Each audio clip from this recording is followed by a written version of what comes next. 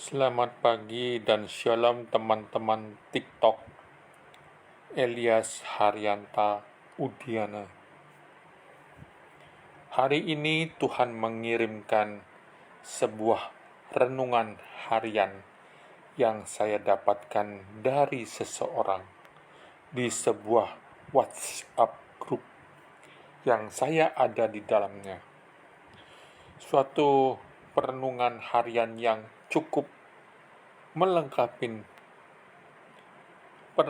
perenungan yang selama ini sudah kita nikmati dari Bapak Penginjil Sundoro Tanuwijaya, pengelola pembina PIK Garam Bali. Hari ini Tuhan suruh saya mendengar kiriman seorang rekan sesama Kristen di gereja saya.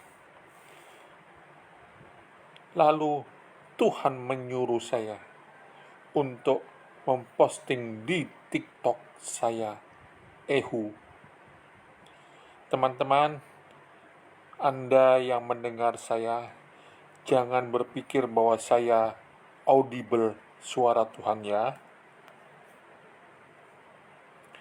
Konsep Kristen Protestan Reform klasik saya mengatakan bahwa Tuhan menetapkan segala sesuatu, baik yang baik, baik yang tidak baik.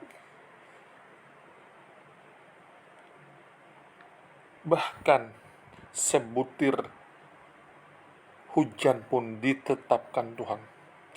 Kalau sesuatu itu terjadi, maka Tuhan telah menetapkan, atau dalam bahasa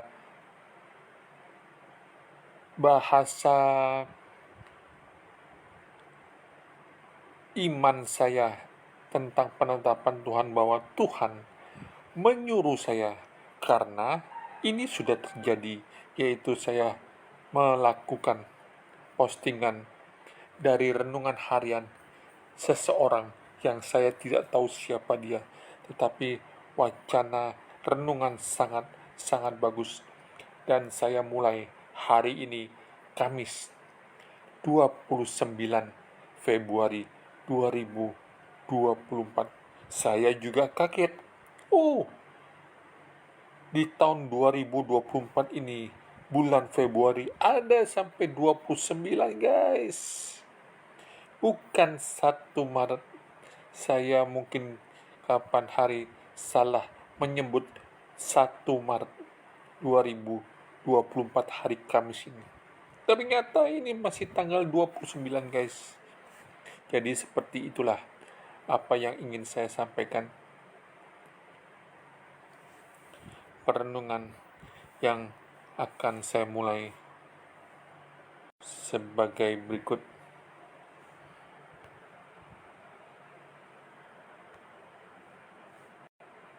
Shalom jemaat yang terkasih dalam Tuhan Yesus Kristus. Kamis 29 Februari 2024. Sebelum kita mendengarkan renungan firman Tuhan, mari kita berdoa. Bapa di dalam surga, kami bersyukur di mana pada saat hari ini Tuhan mengizinkan kami kembali untuk belajar firman. Karena itu tuntun kami supaya di dalam kami membaca dan merenungkan firman, kami dapat dimampukan dan kami dapat mengerti, dan tentunya kami bawa dalam kehidupan kami hari lepas hari. Yesus Kristus kami berdoa. Amin. Tema kita pada hari ini menjadi berkat, bukan mencari berkat. Kejadian 13 ayat 8 sampai 10. Maka berkatalah Abram kepada Lot, janganlah kiranya ada perkelahian antara aku dan engkau, dan antara para gembalaku dan para gembalamu. Sebab kita ini kerabat. Bukankah seluruh negeri ini terbuka untuk engkau? Baiklah, pisahkan dirimu daripada aku. Jika engkau ke kiri, maka aku ke kanan. Jika engkau ke kanan, maka aku ke kiri. Lalu Lot melayangkan pandangnya, dan dilihatnyalah bahwa seluruh lembah Yordan banyak airnya, serta taman Tuhan seperti tanah Mesir. sampai ke Zoar. Hal itu terjadi sebelum Tuhan memusnahkan Sodom dan Gomora. Ketika saya naik SMA kelas 2, maka dipastikan kerohanian saya mati. Kenapa? Karena praktis saya hanya pergi beribadah kurang dari 10 kali selama setahun. Yaitu saya pergi pas ibadah hari Natal, pas hari raya Jumat Agung, pas hari raya kenaikan Yesus Kristus ke sorga, dan minggu-minggu menjelang ujian semester dan ujian kelulusan. Sisanya tidak pernah hadir. Bahkan dalam momen-momen seperti ini pun masih juga tidak sungguh-sungguh, di mana saya tidak mengikuti ibadah secara tuntas atau secara total, karena saya selalu mengantuk ketika pergi beribadah. Maklum, malam minggu adalah malam yang panjang bagi seorang muda, kata Rhoma Irama. Ketika khotbahnya terlalu lama, doa syafaatnya terlalu panjang, maka saya memutuskan untuk keluar dari gedung gereja bersama dengan teman-teman saya. Tetapi menariknya, kami tidak langsung pulang. Kami di luar gereja bercerita.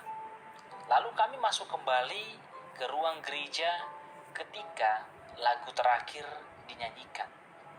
Pikir kami supaya kami dapat hadir dan menerima berkat melalui doa berkat yang akan disampaikan oleh pendeta. Abraham menjadi sangat kaya karena Tuhan memberkatinya. Kekayaannya ditandai dengan banyaknya ternak yang dimilikinya. Tetapi bukan berarti kaya tidak ada persoalan. Hal itu tampak pada percekcokan dan perkelahian para gembala Abram dan para gembala Lot yang adalah keponakannya sendiri. Mereka memperebutkan lahan untuk ternak mereka. Dari peristiwa ini, Abram mengajak keponakannya untuk berunding mencari solusi dari sempitnya lahan yang saat ini mereka miliki.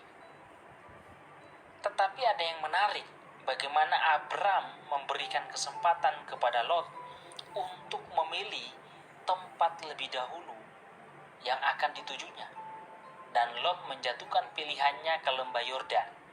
Itu dapat kita lihat di ayat 10. Karena memang daerah itu sangat subur, sehingga siapapun akan jatuh hati ke daerah itu. Lalu Abram ke arah sebaliknya.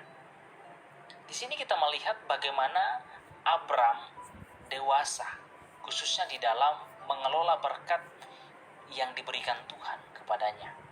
Abram bukan lagi mencari berkat, tetapi kemudian bagaimana Abram mau menjadi berkat dengan mendahulukan keponakannya, sekalipun dia yang berhak untuk memilih terlebih dahulu.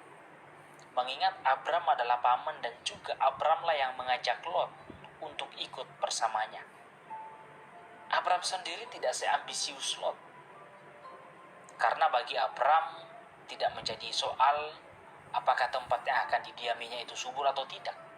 Sebab Abram memegang janji Allah tentang wilayah dan keturunan yang banyak akan diberikan kepadanya. Itu kita dapat lihat di ayat 14-16. Lalu bagaimana dengan kita? Apakah kita masih seperti Lot yang berusaha mencari berkat, atau seperti Abram yang berusaha menjadi berkat? Menyadari berkat Tuhan dalam kehidupan kita akan membuat kita bertindak untuk menjadi berkat. Percayalah, berkat Tuhan akan selalu datang kepada mereka yang memberikan dirinya menjadi berkat buat orang lain. Tuhan memberkati. Mari kita berdoa. Kami bersyukur firman-Mu hari ini kembali mengingatkan kami bahwa berkat Tuhan dalam kehidupan kami sudah jauh lebih daripada cukup. Oleh karena itu, biarlah hidup kami selalu terfokus untuk bagaimana menjadi berkat. Karena itulah panggilan kami. Bapa di surga, terima kasih buat firman-Mu. Demi Yesus Kristus kami berdoa. Amin.